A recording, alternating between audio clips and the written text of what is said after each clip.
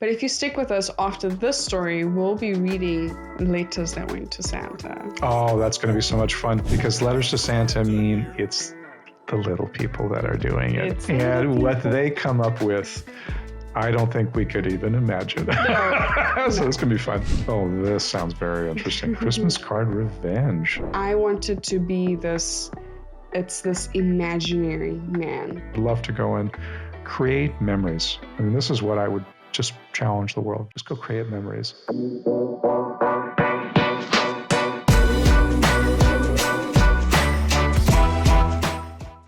Welcome back, everyone.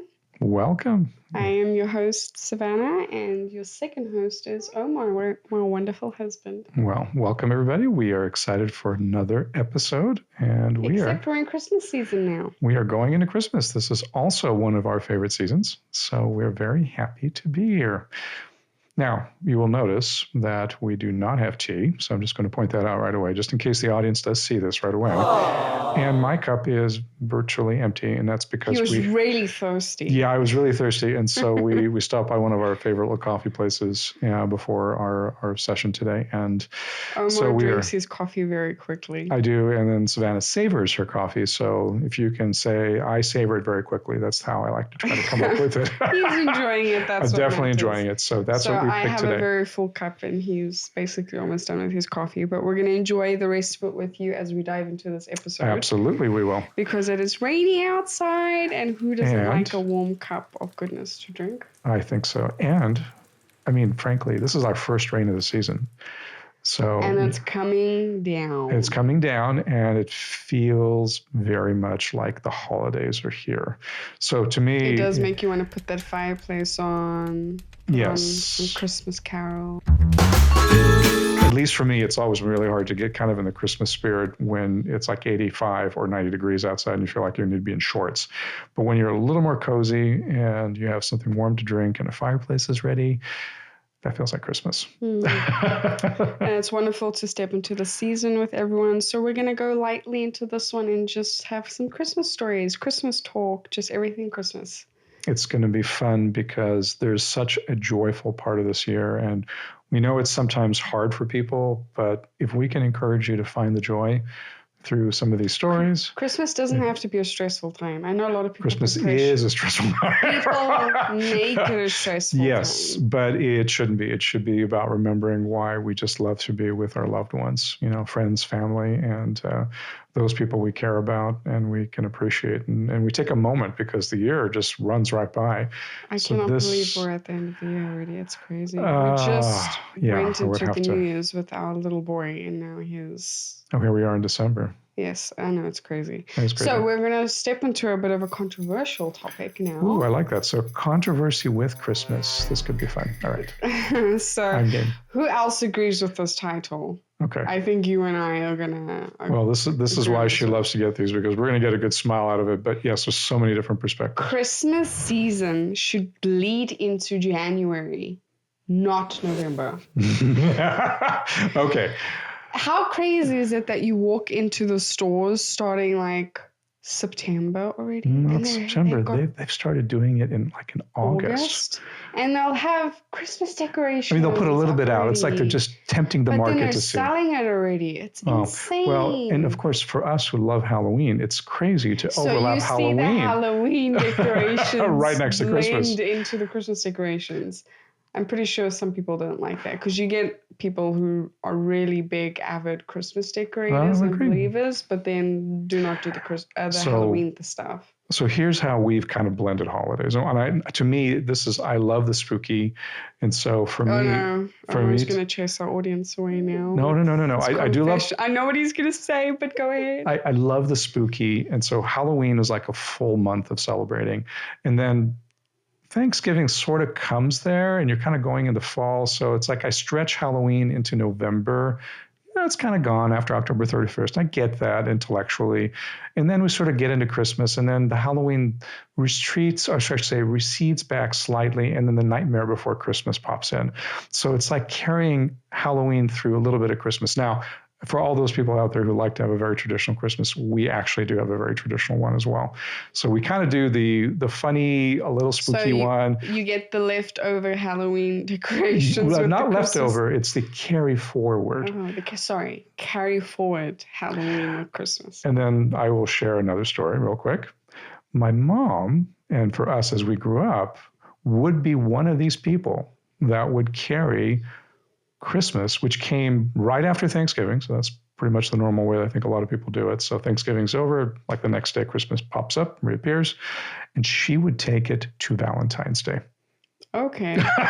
But way beyond this January part. So no, I think, it was only around Valentine's Day that we actually brought down the Christmas tree. My mom loved it so much. So we grew up that way, and it was so much fun to see that. But eventually, I think in February, we would say, when are we taking this down? It's so fun to decorate, but there's this bit of an extra effort it takes to get yourself to pack it back away. Yeah. And I'm going to give you one more little thing, and I want to hear the story. So at one time historically, and still in places like in Europe, the actual exchange for gifts and everything else that's celebrated for Christmas is on January 6th. So it is not, that's so unheard of in general. But they celebrate New Year's too? Yeah, they do. Christmas but it's sort of like, it takes on, I think, a little bit of a religious turn to it. And so January 6th. So if you're like in Belgium, or the Netherlands, it is January 6th is the big kind of the exchange. I didn't know that. So it's very interesting. These are fun facts, and we're actually going to do a little bit on fun facts about Christmas in another session. So let's hear about this January thing. So this is speaking from an American perspective, which is helpful. Which would not be the January 6th part. No, but at least we understand the American perspective. So it's crazy how we spend more time anticipating holidays than actually celebrating them. I was in a store yesterday, which was Halloween, and their Halloween items were already on clearance while they had Christmas-themed products out. It makes no sense that Christmas season unofficially begins in November in the United States. For one, we already have a major holiday during November, which is Thanksgiving. It's basically unfairly treated as Christmas Part 1. I guess I didn't think about that. And it really isn't supposed to be that, but it kind of seems to have turned into that. So we don't even really have any Thanksgiving specific anything that isn't associated with Christmas in some way, except for maybe turkey. And fun fact, turkey is the number one thing for the Christmas dinner. On top of that, roast, as opposed to everything else. So-called roast. I mean, roast, I would say roast would be another really big choice, but still the number one choice for what goes on is actually turkey. But Thanksgiving should not only be about turkey. I know some people are going to come for me with that, but it's like, I'll protect you if they do. Let's keep the turkeys alive with us. The poor turkeys in this time of year. They do get a lot of focus. Yeah, they really do. All right, so most Americans don't know that the classic 12 days of Christmas come right after December. Oh, hey, I didn't even see this one coming. Right after December 25th and not before. Ending on January 6th or 7th. It's so funny because I think I've looked at the 12 days of Christmas, but I've always put it before the 25th. Not Christmas Day. It was literally right after Christmas Day. I'd have to look that one up just to see and understand, because these are like fun facts for me. Which is also traditionally Christmas Day in certain countries. So if anything, we should be stretching Christmas out past December and not before. Lastly, January as a month just really sucks. Okay. Well, I don't know. Tell me really how you think, right? You know what? Some people feel like the beginning of the year drags until they need a pick up. Well, the hard part about the beginning of the year versus the end of the year, you look at least in the United States, the back end of the year, you go from Labor Day, which is like the celebration of the end of summer. You're going to go have fun, be at the beach, enjoy. And then you sort of ease into the next month, which is now kind of like the spooky season with Halloween. I know that's not an official holiday. Wish it were. Well, you're slowing down. And you're slowing down a little bit. Mm-hmm. And then when you hit November, there's a few really great holidays, like you have Veterans Day. And so you have wonderful things that are there for you to be thankful for. And then things start slowing down even further because people usually get into a slump. You have to find the energy to not so much the slump. It's like you finally slow down a little bit, whereas the year just kicks in, right? And so you get to Christmas, and by the time you get there, a lot of people would take like the week of Thanksgiving off, or you don't get really much done. And then oftentimes with my work, you find that by the time you get to middle of December, everyone's kind of checked out. So it's not even before Christmas. It's like literally a week before Christmas. People are they just want to celebrate. They want to be with friends. They want to be family. They want to have events. And December becomes this really great celebration of family and people and just being around others that you care about. And then January comes. And then it's like the dreaded thing. The New Year's thing is like, oh, this is so fantastic. And then January 2nd hits and it's like, oh, I got to go back to work. And here's the worst part. And don't tell anybody. There's not another holiday for a very long time. So you end up the beginning of the year just like... So you're going to be like lost in this open sea of you have to keep swimming until that next holiday comes. So I vote that we create a really nice holiday sometime in the spring that we can actually have like many days off. I think this person is trying to get to a point is that it would be really nice to have some Christmas cheer by then instead of everyone packing up the decorations and turning off the carols before the new year hits. Well, the sentiment, I completely share it. It would be nice to carry it over. I think the reality of everyone getting back to work sort of takes away from that. You can't sit back and relax to enjoy it as much versus the slowdown before Christmas. I'm not going to disagree with this person. Honestly, the only reason why it bleeds into November and before is because it's so commercialized. Unfortunately, yes, I think you're right about the commercialization, but I also think there is this wonderful anticipation that comes with Christmas that a lot of people love to see. And so they feel like they want to get a jump start on the season. I'm not going to tell you that, the Black Friday part doesn't, sort of dig into this area, and that's the commercialization of Christmas. But it is a fun excitement leading up to Christmas. It is because the anticipation's there, and just like our little guy in this world, I think we all have a little bit of that in us when we get to the holidays with the anticipation of it coming. Like at my office, we do the 12 days of Christmas, but it's covered by people bringing in treats. Somebody signs up for like a morning and an afternoon. So it's like you're sitting with treats for 12 days, before Christmas. Unfortunately, I guess the wrong 12 days, but the 12 days anyway. And so there's always that easing in, which is so nice. But I love the sentiment about this to carry it over. My mom is with you, whoever you are. She's like beyond you. It's not January. It's going to take it to February, and there's nothing wrong with that.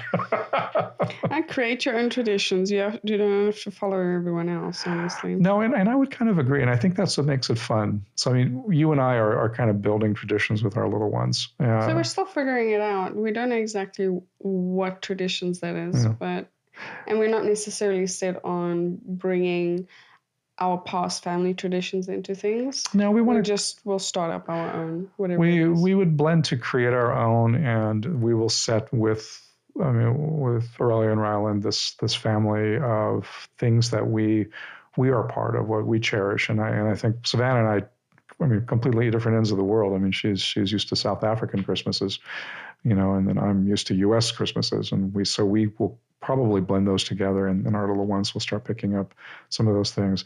I have a feeling, I'm just going to predict here, what's the thing that I make every year for Thanksgiving? You're asking me this like I've been here for a long time. Well, the pumpkin hazelnut cream pie. Oh, yes, the other dessert. All right. So we'll probably create a little bit of food around some of these traditions for the kids. And if I can get a bit more of a break from work, which I would love to do, I'd love to bake more and be able to have some of these little treats, and then everyone's kind of enjoying those as we get through the holidays. So I love creating the food part of this. But we're going to do the fun part of the But we will do other things too. We probably have traditional, obviously meals and different things that we would do, but I'd love to go and create memories. This is what I would just challenge the world. Just go create memories. The commercialization, congratulations to all of our merchants out there. They've done that, and I love the idea of giving gifts. But I think the gift of time and the gift of sharing the moments, those are the most precious ones. Yeah, so just time flies by so quickly. And I would just love to, I think this person is pretty much saying that. They want that spirit to last, and I think that's what the spirit's about. I do agree. Let's hop on into the next one. So it's time for my annual telling of the Christmas card revenge story. Oh, this sounds very interesting. Christmas card revenge. Okay, so it looks like it's a bit of a continuous thing every year. So I posted this last year or maybe the year before and decided it should be told again because there aren't a lot of Christmas revenge stories. It's great spirit. Honestly, I would have to agree. Usually Christmas and revenge do not go together. So several years ago, a friend of mine was sent by his wife to go and buy some Christmas cards, which they would send to all their friends. He had never bought Christmas cards before, so he just bought a couple of packs of identical cards that he thought were nice. He returned home and his wife hated them. She told him they were hideous and sent him back to the store to buy different ones and return the ones he had bought. That's a sad start to Christmas already. It is, but why can't she just pick them out if she doesn't like them? Or give him specific guidelines. If he thinks they're nice, he's just coming from a place of good. I don't know that he's intentionally trying to pick out hideous cards. I think, there's something about hideous cards that goes with those incredibly hideous Christmas sweaters. Hey, you can insult people. No. People For those of you who love the ugly Christmas sweater thing, I'm all for you for it. But to me, the cards can also bring a lot of a sense of just smiling if it's your ideas. We have no context of what these cards were. Okay, I guess you're right. They could be very hideous. So he bought new cards but kept the old ones and hid them until the following year. The following October, he sent one of each of those cards to everyone he received a Christmas card from the past year, explaining he was pulling a prank on his wife and that to please use the enclosed card as a Christmas card to him and his wife. Gosh. Oh my gosh. So the cards she hated are going to come to her. So the first one. So good. Yeah, that's a mastermind planning. I have to say. I admire this guy already. This is a great sense of humor. This is the kind of thing that I would do to tease Savannah, just to remember and put this out there. Long plan. I don't know that I have a reaction like, oh, this card is No. though. But the plotting and planning I do to tease you. The memory behind it is what's the It's going to be funny. So mid-December, the cards started rolling in, all with cryptic messages about the card, hoping they liked the design, etc. Oh, gosh. Love this. Their mantelpiece was covered in identical cards from friends and family around the world. He didn't say anything. She thought it was a little odd, but commented how much she liked the design. Oh! Putting on a nice smile, are you? Finally, at Christmas dinner, it got brought up in conversation by someone in on it, which included everyone in their circle. Yeah. At that point, she knew something was up and wondered why everyone was laughing. My buddy told her about the prank. She claimed to have no recollection of sending him back to buy different cards and denied the whole thing. But later that night, she shot him a nasty look. They never spoke of it again. That's so good. That's with such good spirit, though. I love this pranking stuff. It's really lighthearted and not serious, that's nice. Well, this is lighthearted, and I think she lost the subtlety until somebody told her. So someone put in the comments. What was it? But later that night, she shot him. Oh, God.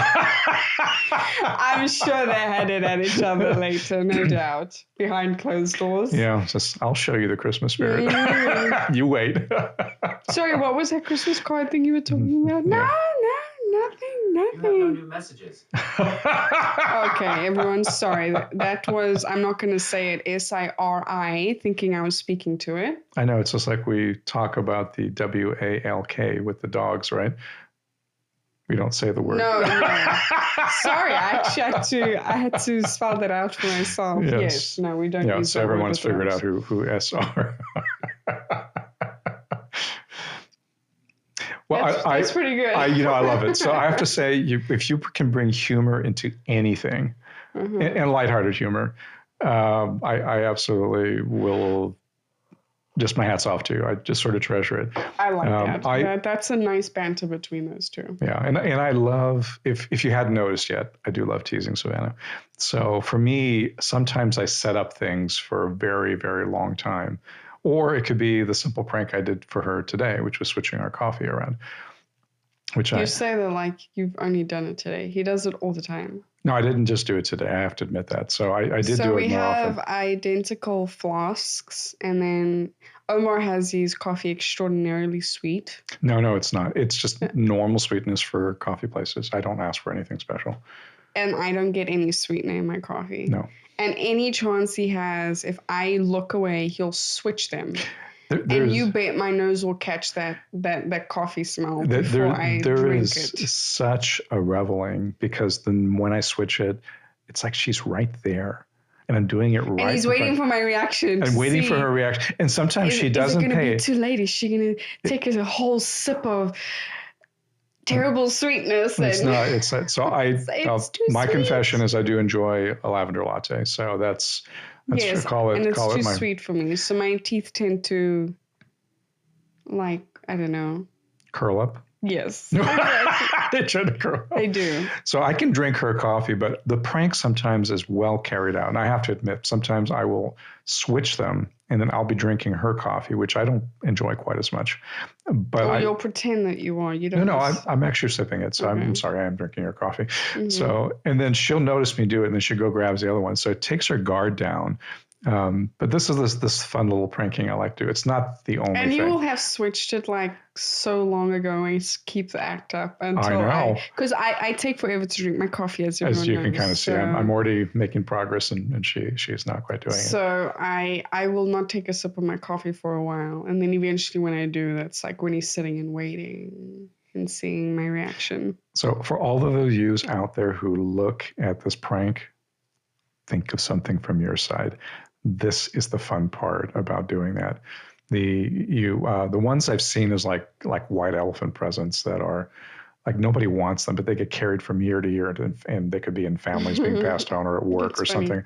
Those are the funny ones where it's like nobody wants this, but they keep receiving it. It keeps getting recycled back in. When it's a prank or a joke that's not meant to insult anyone or hurt anyone's feelings. Yeah, no, absolutely that part. Then go ahead. If it's very lighthearted.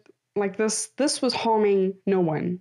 No. It was just really But the funny. elaborateness of setting this up and waiting almost a full year. And her being so nice about it when everyone asked about it. It's like, oh yeah, it was real nice. It's yes. Like, you lie.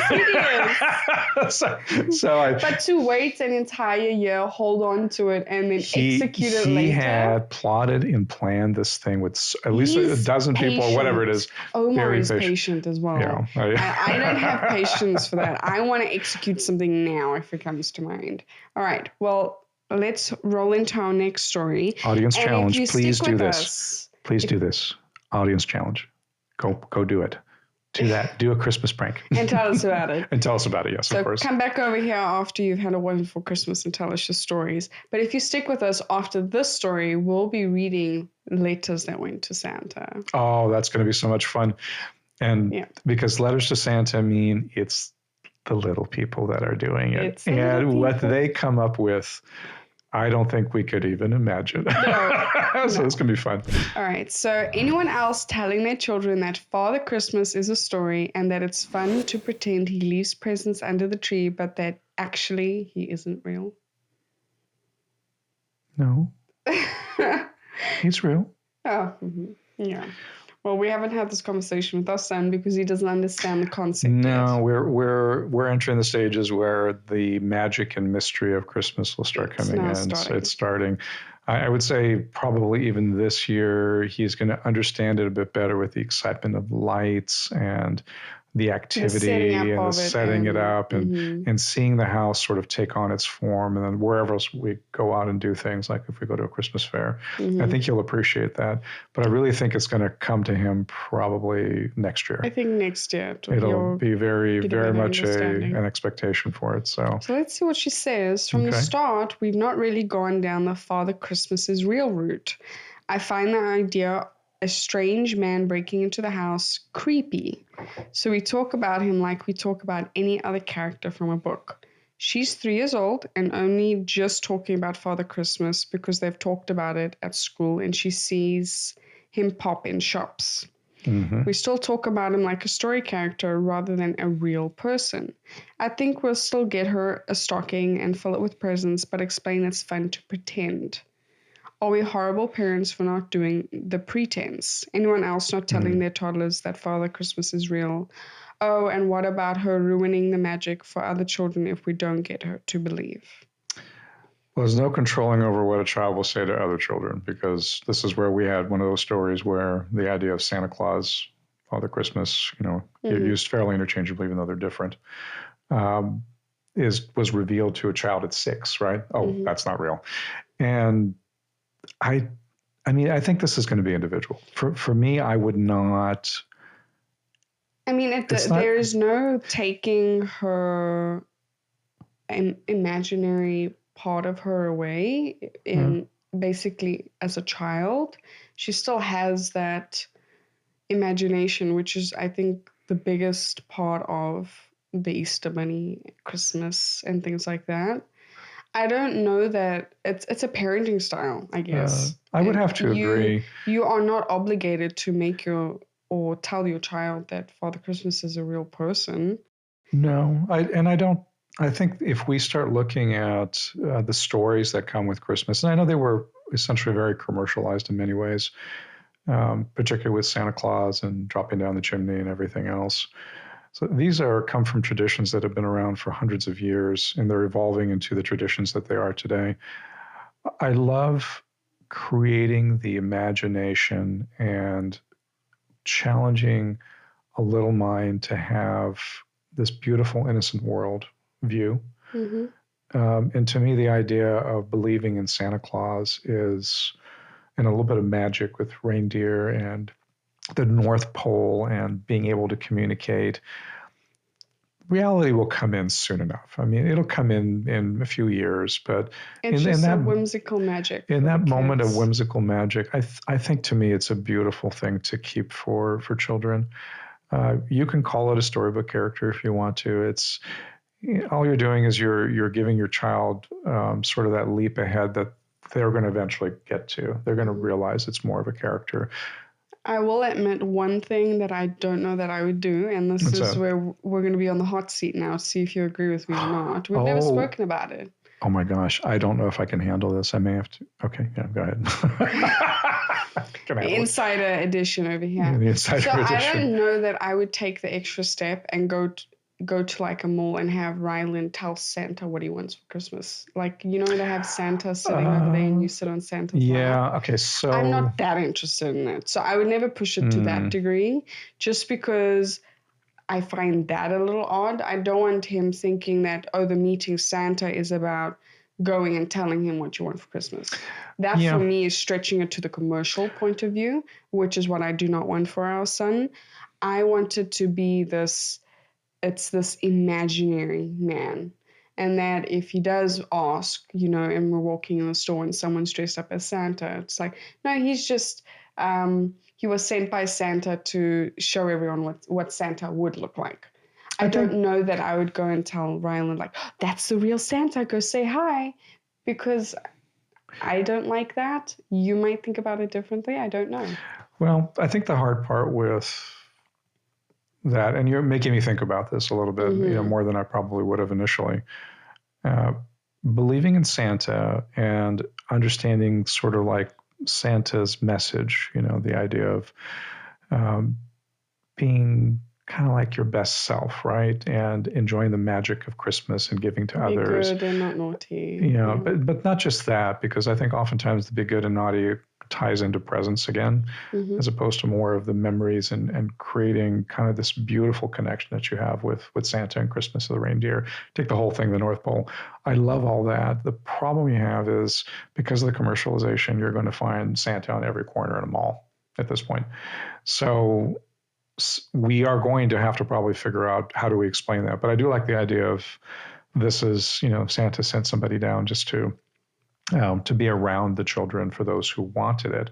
But the real magical Santa to me is still in the North Pole, right? And I don't think you're not going to see Santa walking around in a mall. No, and you get the little traditions of the milk and the cookies, or the proof that he came down the chimney with the ash and things like that. And that's cute. That's the stuff that I would perpetuate because that's a innocent as many years as the little ones are willing to believe, because I think that's the magic of it. And so being a planned prankster of sorts, this fits directly into making sure that you can figure out the exact way that, Santa can show up, and we are obviously the Santa's helpers, right? So we will always be those.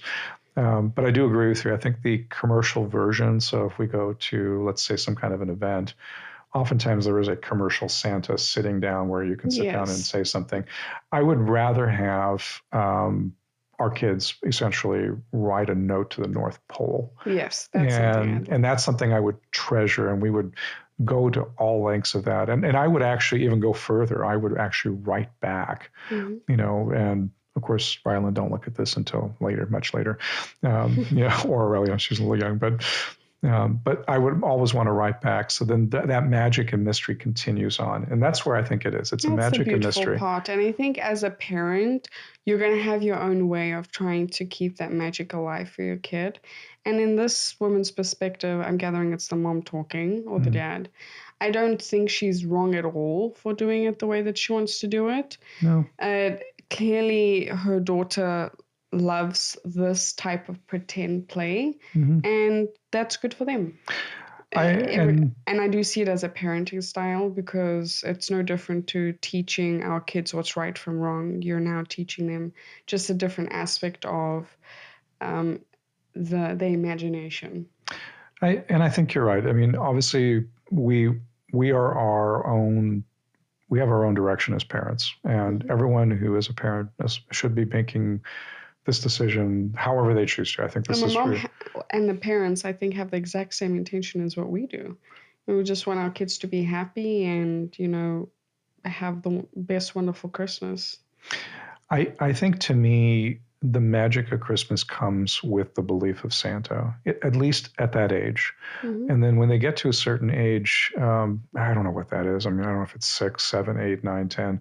When they get to that point where they kind of figured out Santa doesn't truly exist, then there's the conversation I think that we would have that would be about the spirit of Christmas and what does Santa Claus really mean, and the spirit of Santa Claus. And when intellectually, when they get to that age, that's a good conversation. And I think that is. I mean, for me, when you're 3, if your child is 3, it's a very different way of processing things. There's a huge imaginary world out there. And that imaginary world doesn't just carry to Christmas. I mean, it's, you could throw in the Easter Bunny and the Tooth Fairy and everything there. And it's not that you want to deceive your children. This has nothing to do with that. No. This has to do with the spark of their innocence and their imagination. You're watching the eyes light up as they, run downstairs and wonder if Santa was over there. It is the bigger version of the anticipation we see with Rylan when he's very excited. This is what's going to make it so fun. Our son loves everything when we get to the arrival of the excitement or what it is, we're giving him, or whether it's food. But the anticipation when he knows it's coming is the best part for him. Yeah. I mean, and it's very small level. It can be just picking him up, but it could be the anticipation of him being chased. Of being chased. It's not the actual chase that's so exciting. He's screeching with the look of, I'm going to chase you right now. And that's the exciting part. It's just amazing to watch. And this ties into his imagination. And I love that. And we should all encourage a little bit of the whimsy and that imagination in a holiday. I think that's the big belief of where the idea of Christmas and Christmas miracles all kind of come in. So okay. I agree. All right. So we're going to now dive into, if you've made it this far, a few Christmas letters with the twist. With a twist. So these are Christmas letters asking for a lot. Not your innocent dear Santa. I'm hoping we know the age of the asker. Yes, it says over here. Okay, this is going to be kind of interesting. All right, let's see. So here we have, Dear Santa, my name is Kani. I'm 17 years old. I'm a girl. I've been a good girl this year. I want a new iPad Pro. Let's see if we can get through there. Yeah, Apple's done a great job on this one. Okay. A new MacBook Pro. Oh, wow. Roblox or eBay gift card, $500. And a Nintendo game, a new PS5, a new iPhone 14 Pro Max for Christmas this year. Okay. Merry Christmas, Santa by Canny. Okay. Would you like a ribbon wrapped around that to go? Well, I mean, I think I'm a little bit speechless because, I mean, I'm glad they have the age, right? I mean, so at 17, you've already figured out about Santa right now. So, I mean, this is being written it's just for show, right? It's for show. They're trying, but they are really clearly saying what they want. They want a lot. Wow. Where's the Christmas spirit in that one? Yeah, so Savannah and I are huge believers in the idea of the magic of the season and what it means, particularly with creating memories with those that you love, right? Or, you know, those that you consider friends, and appreciating what you have.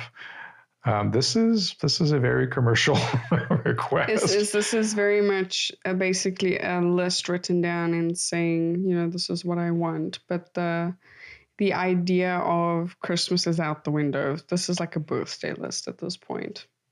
Well, I mean, it's even more than that. I mean, it's huge. I mean, what she's asking for is probably... It's ridiculous. I mean, I don't even think most people get either one of those items on the list. Probably not. The average person. But if you think about it, a MacBook Pro could be $4,000 or $5,000. Or a PS5. A PS5. I don't know what those go for. It doesn't matter. But this is a massive multi-$1,000 list of things. And... It's just sad, honestly. It is sad because, I mean, for us, there's the magic of giving gifts to our children, right? I mean, because really it's a magical holiday for them. But the magic for us as adults, to me, is sharing time.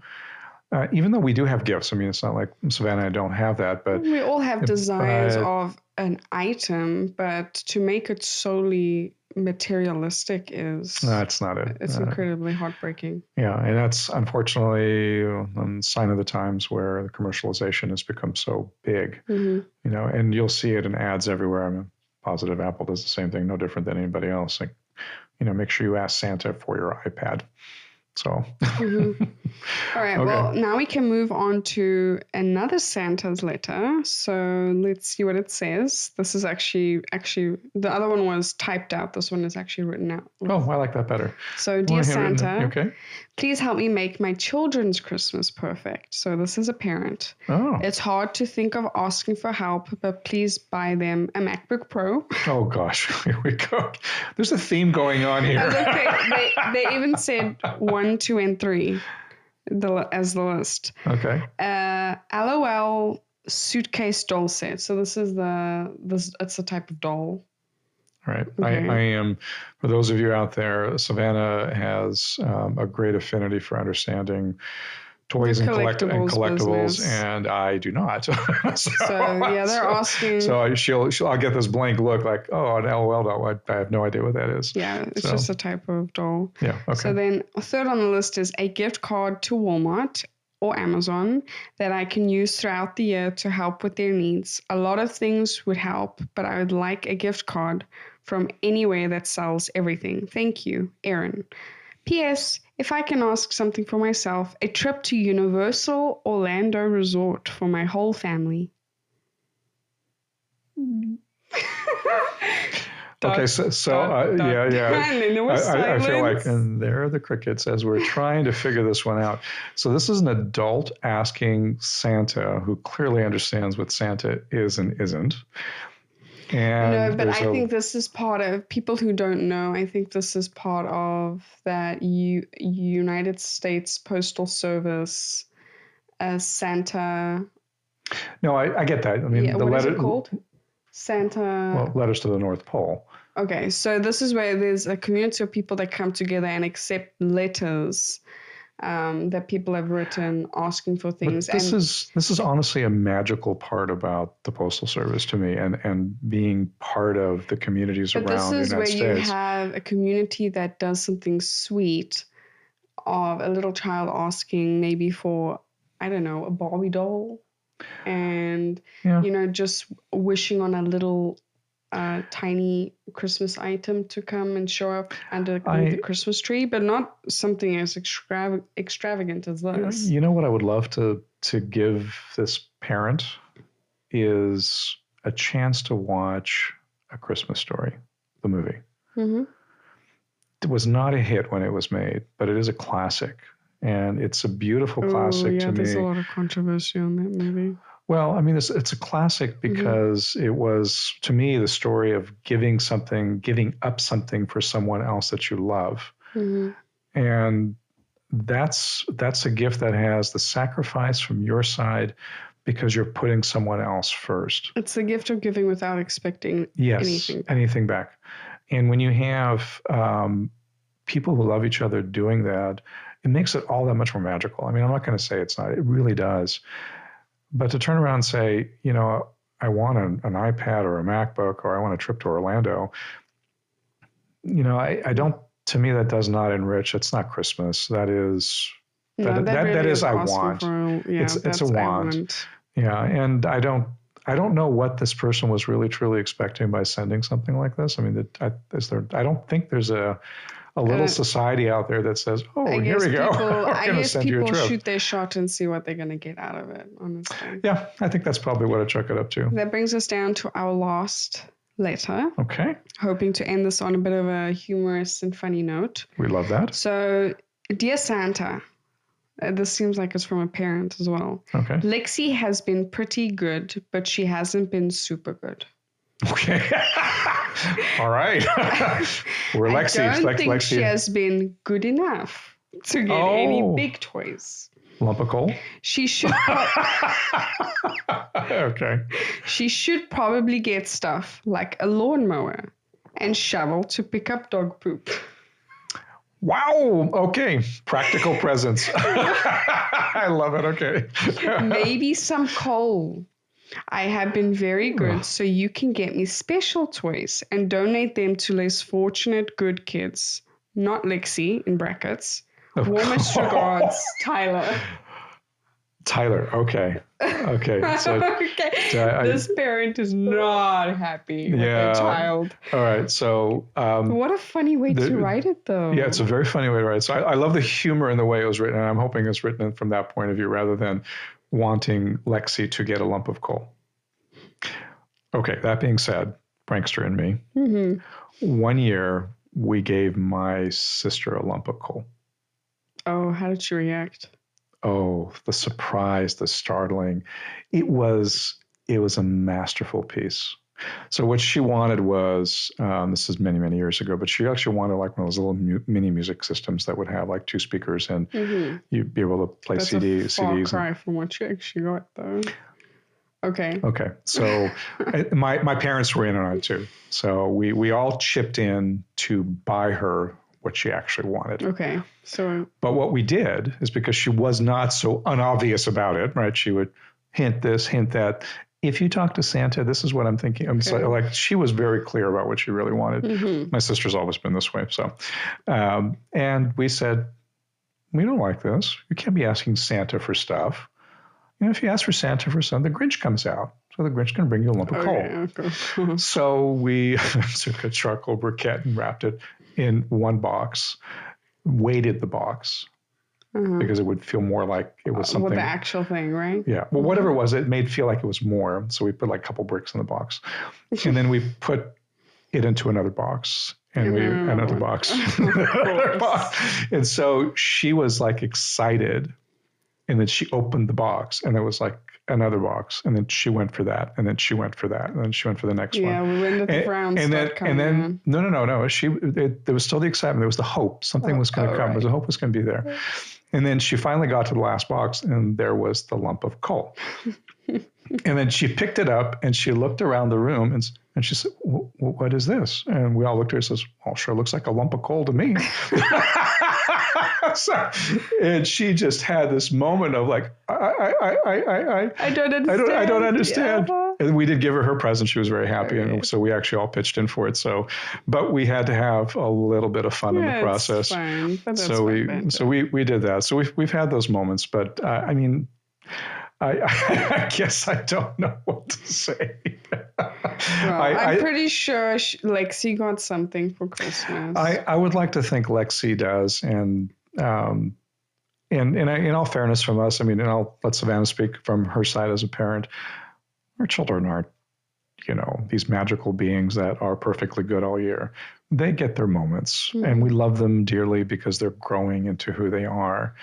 And they need help. And they need help to be there. And that's what we're here for. I mean, as parents, and this is part of our loving sacrifice that we go through with everything for them, because they're beautiful. They're magical little souls. With coming from a place of love to teach them and guide them through the world, yes, we should have a very healthy balance between discipline, teaching, and basically showing them how things are done, but don't hang on to the negative, because what we've learned just in the stage our son currently is in, his mind is currently in the moment of now. Sure. He is doing something because he wants our attention, and he doesn't perceive anything outside of just trying to get our attention. So everything he's doing to solicit our attention, he's not processing as good or bad. He's just seeing it as mommy and daddy's got my attention now. That's exactly right. And that's basically, you should know better as a parent. And this is where we should be the adults. So we know that our children are really just trying to come from a place of love and figure out the good, the bad, and how to go about the world. And this is what makes Christmas such a wonderful time, because you get to now bring in the magical aspect of a wonderful, meaningful tradition that you can start with your family. So I do have a suggestion for our last letter writer. I think the other ones, I can't give you a suggestion when you ask for iPads and computers and everything else and trips to Orlando. But for this one, we would say, at least I would say very much, that if your child, let's say Lexi, so Lexi, I'm sitting here kind of as Santa's helper. So Lexi needs to feel loved and wanted, and understand that being able to give during the season and to be able to love and cherish people with you is a huge part of what makes Christmas special. So to me, I would actually go get some of those other presents that the parent, Tyler, said that they would get, but they would want to give away. I think the message to her would be, and this will be a beautiful lesson for her, is to have the combination. Have her open up presents that are not going to be for her, and say that these are magical presents that are being given to her to give to someone else, because that's sharing a lot more with Christmas. So I think I would challenge the parent in this case to instead, I understand that Lexi may not have been done some things, but she's probably being her age, I would guess, whatever that might be. And I think there is this message of absolute love to be outside of self, right? And so the challenge I would give the parent is to basically do that. It's a sweet idea. Give her something. She'll remember that forever. She will remember that forever, because she will be the one from her side handing this over, presumably to another child, relatively around her age, that may not be so fortunate. I mean, so I've been part of many things, and I think Savannah and I will continue to do this, where there's charity be given during this time, and it's not because those are less fortunate. It's because you want to share the love of a community together. And it's also not to boost your own ego. It's nothing to do with that. The intention is you might as well be anonymous for me. Purely just to give. It's not about showing. And I see that you can make a magical difference in someone's life by being able to be generous, and so teaching that generosity with your children is the message that I think is probably very akin to what really is the meaning of Christmas. And I think you'll be teaching them is, no, it might not have been 100% what Lexi would have wanted, but to tell Lexi, do you know that other little girl or other little boy is going to remember that for the rest of their life? and how much of a difference you've made in their life. And that's so much more of a valuable thing to hold on to rather than the object, the item that they really wanted. That's a lifetime gift to me. And this is a wonderful way that we remind our audience, don't hold on to the bitterness at all about it. The holidays or, the Christmas season, and just cherish this with your kids. Make memories and remind them in as much of a gentle way as possible why we have our wonderful Christmas, and that, again, it's about giving, not receiving. And if you cannot give anything physical, you can give so much with your words, your actions, and your time. Time is something you never get back. I mean, we're already in 2025. Yes.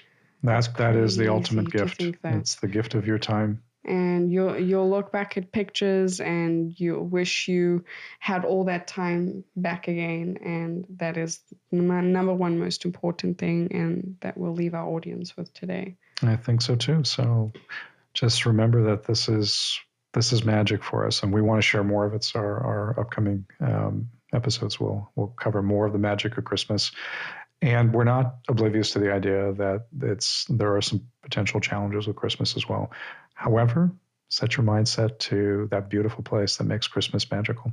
And we are all figuring this out together, and this is why we are joined here today. Absolutely. Thank you so much. Until our next time. Bye.